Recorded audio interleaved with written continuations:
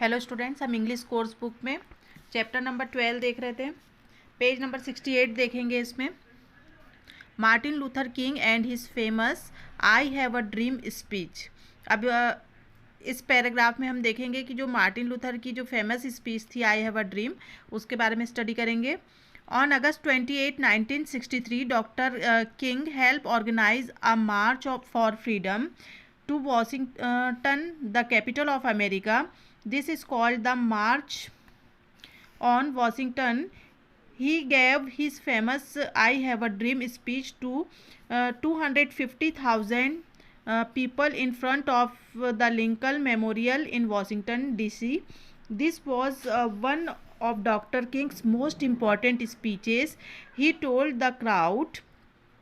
अब 28 अगस्त 1963 को जब डॉक्टर किंग ने एक मार्च ऑर्गेनाइज किया था, मार्च फॉर फ्रीडम, जो कि वॉशिंगटन में था, तो वहाँ पे जिसको कि उन्होंने मार्च ऑन वॉशिंगटन का नाम दिया हुआ था, वहाँ पे उन्होंने एक स्पीच दी थी, जो कि जो स्पीच थी उनकी वो थी आई हैव अ ड्रीम, मतलब मेरा एक सपना है। स्पीच जो उन्होंने दी थी वो दी थी पूरे उस टाइम पे जो वहाँ पे भीड़ थी वो थी 250,000 लगभग वहाँ पे लोग इकट्ठा हुए थे उस मार्च में, जो कि लिंकन मेमोरियल में हुई थी वॉशिंगटन में। और ये जो स्पीच थी ये डॉक्टर किंग्स की बहुत इम्पोर्टेंट स्पीचों में से एक स्पीच थी ये। I have a dream that my 4 children will one day live in a nation where they will not be judged by the color of their skin but by the content of their character. I have a dream that one day little black boys and black girl will be able to join hands with little white boys and white girls as sister and brothers. अब इस speech में doctor जो king थे उन्होंने ये कहा था, Martin Luther king ने, कि मेरा ये सपना है कि जो मेरे 4 जो बच्चे हैं, मैं नहीं चाहता, मतलब मैं चाहता हूँ कि वो इस दुनिया में जाने जाएं, उन्हें कोई उनके स्किन के कलर के हिसाब से ना कोई जाने, बल्कि उनके कैरेक्टर के हिसाब से उन्हें जाना जाए। मेरा ये सपना है कि जो छोटे छोटे जो ब्लैक बॉय और गर्ल होते हैं यहाँ पे, एक दिन ऐसा आए कि वो लोग भी जो वाइट बॉय और गर्ल हैं उनसे हाथ मिला सकें और as a brother and sister वो लोग रह सकें। Nobel Prize for Martin Luther. In 1964, Martin received the Nobel Prize for Peace. He got the award because he taught people how to protest and change things in a non-violent way. अब 1964 में Martin Luther king जो थे उन्हें Nobel prize मिला था piece के लिए से, क्योंकि ये जो अवार्ड था वो अवार्ड उन्हें इसलिए मिला था क्योंकि उन्होंने लोगों को सिखाया था कि कोई भी अगर अपनी डिमांड पूरी करना है तो उसके लिए हमेशा नॉन वायलेंटली तरीके से हम उस चीज़ को पूरा कर सकते हैं। In 1965, Martin led a protest march in Alabama. He wanted to bring attention to the problems that the black Americans were facing. During the march, some white people became violent, but the marchers did not fight. This march helped people in United States Congress to pass more just laws for the blacks. अब 1965 में Martin ने Alabama में एक फिर से वहाँ पे लोगों को इकट्ठा किया हुआ था उन्होंने, जहाँ पे कि वो लोगों के प्रॉब्लम्स को जो ब्लैक लोग थे, अमेरिकन जो ब्लैक लोग थे, उनको क्या क्या प्रॉब्लम्स आती है इसके बारे में वहाँ पे डिस्कशन चल रहा था।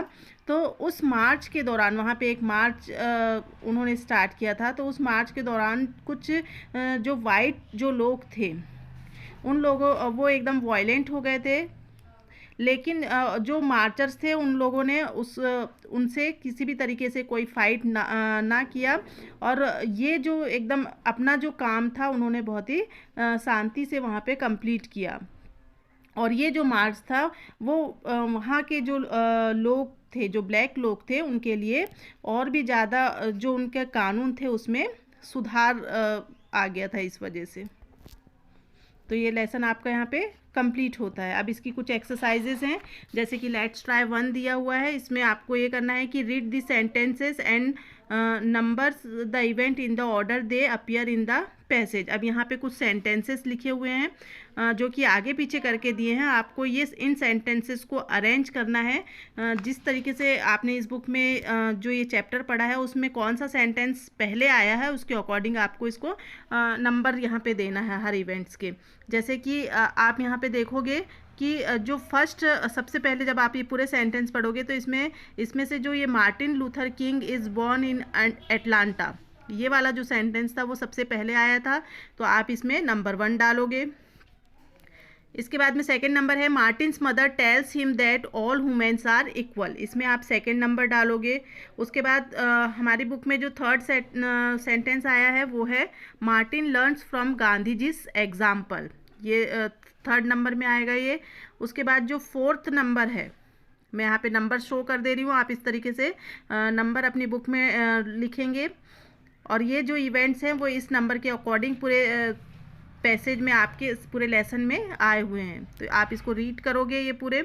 साथ में यहाँ पे बी नंबर में एक क्वेश्चन दिया हुआ है कि अब ये जो इवेंट्स ऊपर लिखे हुए हैं, अब उसको आपको एक टाइम लाइन के हिसाब से यहाँ पे देना है। जैसे कि जो इवेंट पहले आया है उसमें वो किस समय आया था, किस टाइम आया था, वो यहाँ पे बताना है आपको, जो डेट दी हुई है। जैसे कि सबसे फर्स्ट जो इवेंट हुआ था इसमें, जैसे कि यहाँ पे दिया हुआ है Martin Luther king is born in Atlanta, तो उनका बर्न कब हुआ था, तो वो हुआ था 15 जनवरी 1929 को। सेकेंड जो इवेंट यहाँ पे लिखा हुआ है वो है Martin's mother tell him that all humans are equal. तो अकॉर्डिंग टू आवर लेसन इसमें कोई ऐसी डेट वगैरह नहीं दी हुई है या टाइम नहीं दिया हुआ है, तो इसको हम छोड़ देंगे। नंबर सेकंड जो है उसको आपको छोड़ना है। साथ में यहाँ पे थर्ड नंबर जो दिया हुआ है, अब हम थर्ड नंबर देखेंगे। थर्ड क्या था, Martin learns from Gandhi ji example, उन्होंने कब लर्न किया था ये गांधी जी के एग्जाम्पल्स को, तो हम इसको लिख सकते हैं, हालांकि इसमें डेट नहीं है लेकिन आप लिख सकते हो कि in college began studying about Gandhi ji. तो यहाँ पे आप लिखोगे जो थर्ड इवेंट हुआ था वो कब हुआ था, जब वो कॉलेज में पढ़ते थे, ठीक है, तो वहाँ पर उन्होंने गांधी जी के बारे में स्टडी किया था।